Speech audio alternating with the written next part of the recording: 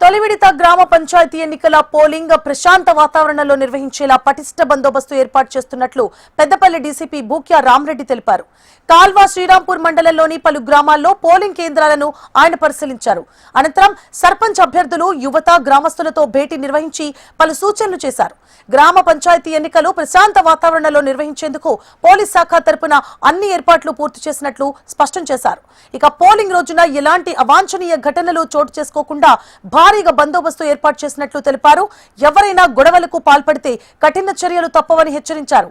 కాల్వ శ్రీరాంపూర్ మండలంలో 9 గ్రామాలను సమస్యాత్మక కేంద్రాలుగా గుర్తించామని, ఎలాంటి ఆందోళనలకు తావు లేకుండా భారీగా బందోబస్తు ఏర్పాటు చేస్తున్నామని చెప్పారు. ఇలాంటి ప్రలోభాలు, భయాలకు లోనవ్వకుండా ప్రతి ఒక్కరూ ఓటు వేయాలని పిలుపునిచ్చారు డీసీపీ బూక్యా రామరెడ్డి.